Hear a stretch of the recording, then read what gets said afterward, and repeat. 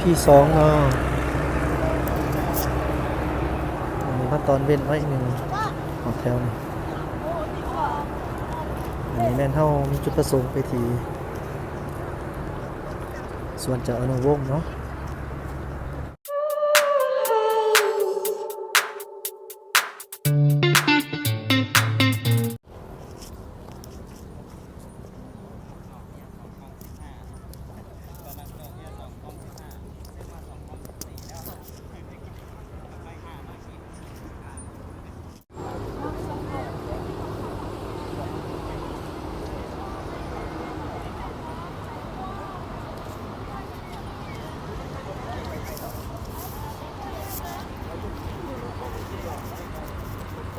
ตะเวนไก่สิตกดินแล้ว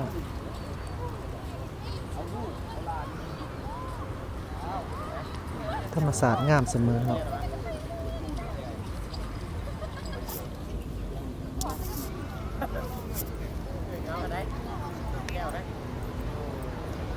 วันนี้รู้สึกว่าคนแน่นหนาเติบเนาะขนาดมันยังบ่ทันได้คำเลยถามว่าคำแต่ก็แห้งจะหลายคน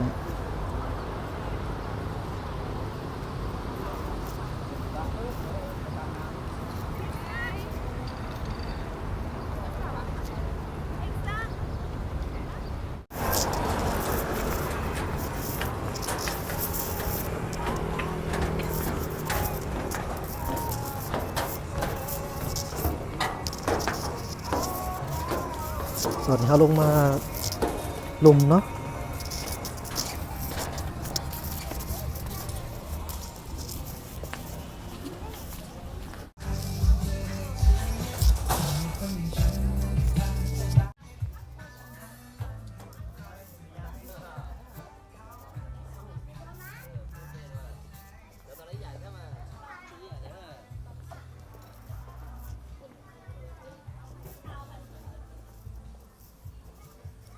ยังบ่ทันคำคนบ่ทันหลายปานใดตอนเอาคำหมดแล้วเต็มอยู่แถวนี้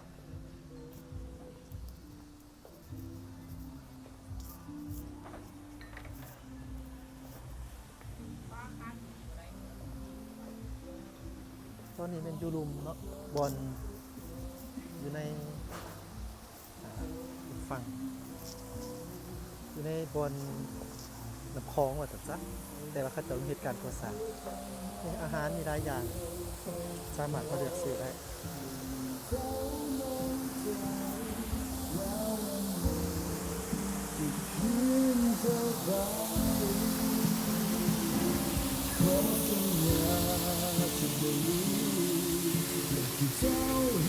อาหารจะมีหลายอย่าง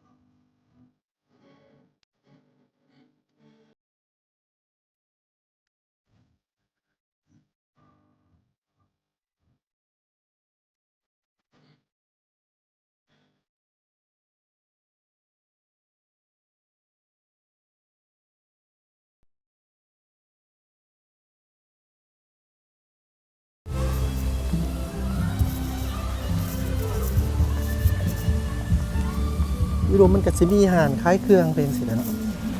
คล้ายเครื่องทั่วไปพวกเคสโทรศัพท์พวกเกิบพวกอิหยังแหละหลายอย่างเนาะนี่เขายังบ่ทันมาเปิดอาหารซ้ำมันยังเว้นปกติเดี๋ยวก็ควรมาแล้วเนาะแต่ว่าตอนค่ำพุ่นแล้ว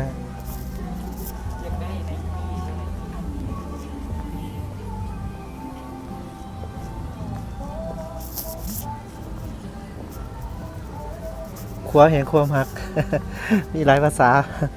มีวัตถุภาษาอย่างแบบฝรั่งภาษาไทยภาษาจีนภาษาเกาหลีครบสุดเนาะ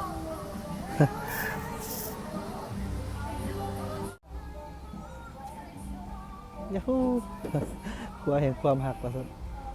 โอเคอันนี้แม่นอยู่รุมเนาะรุมสุดเลยเนาะ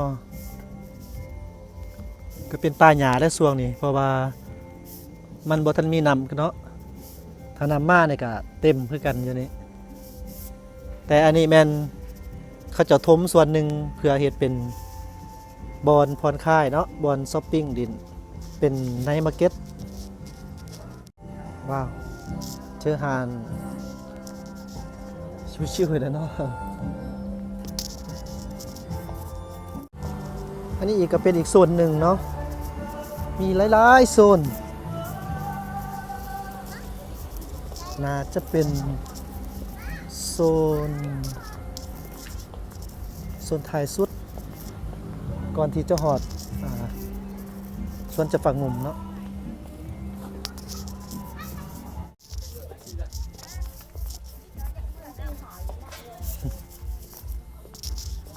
ก็สิประมาณนี้เนาะ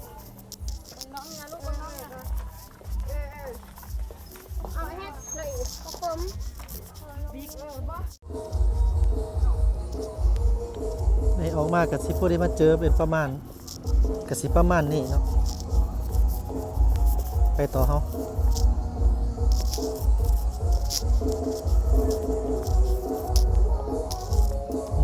มีไดโนเสาร์พอ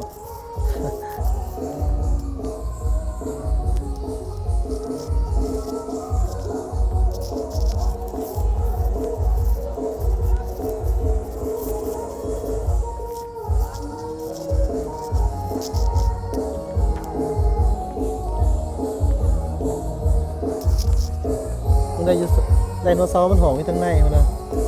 เก็บปีเขาเนาะกระสิประมาณนี้เด้เนาะคือว่าเป็นล็อตสุดท้ายตั้งแต่เฮายางมากพระเจ้าอนุวงศ์เนาะนี่แม่นหุบปั้นเจ้าอนุวงศ์เด้อยืนสง่าผ่าเผยนี่เนาะ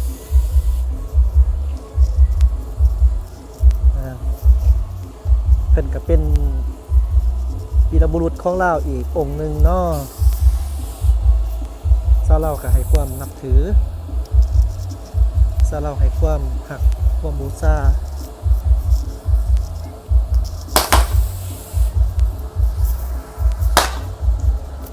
โอเค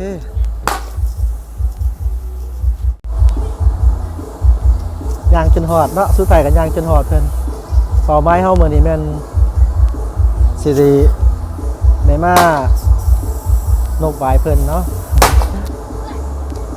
เดี๋ยวอนุวงศ์เด้อเดี๋ยวเฮาขึ้นไปก่อนเนาะ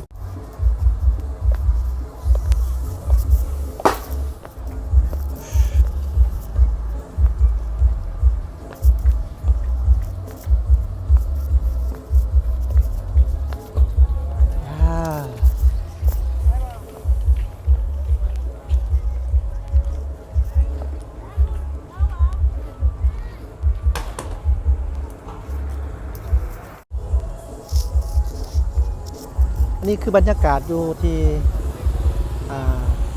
เจ้าอนุวงศ์เนาะเอายางมาแต่พูนไปใกล้เพิ่นเนาะในที่สุดก็ฮอดแล้ว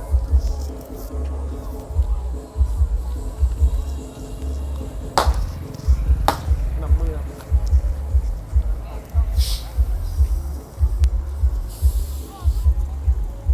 คำตัวได้คนแห่งเดิมหน้าแน่นเนาะอ้าวรถยังปล่อยเขามาอยู่ป่ะ ปกติคำแล้วเขาจะปิดมาดิจังไรวะสาธุเด้อพระองค์เอ้ย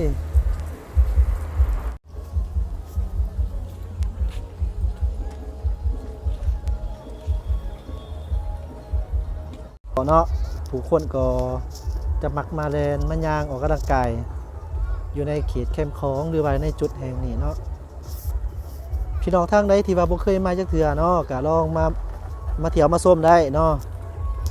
สัมผัสโดยตัวทานเองแหละจักสิรู้สึกรสชาติมาเป็นแนวใดเนาะสำหรับข้าพเจ้าเองแล้วก็อยู่นี่อยู่แต่ว่าก็ยังบ่ได้สู่มาคือกันเนาะโดนมาเทื่อนึงอันนี้ตั้งใจมาโดยเฉพาะเลย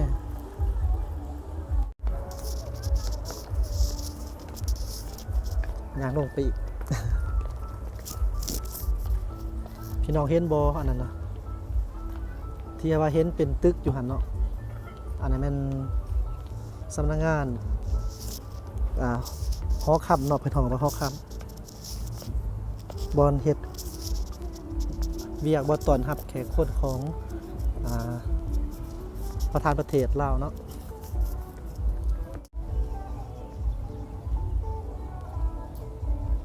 นี่อยู่แมนด้านหลังเนาะเบื้องหลังของพระเจ้าอนุวงศ์เนาะ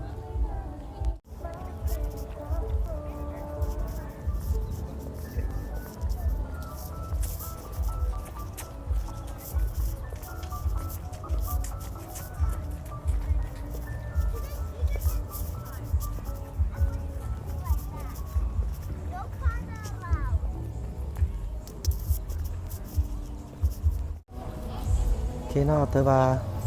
ตอนนี้แมนตะเว้นตกดินเป็นที่เหี่ยมห้อยแล้วเนาะ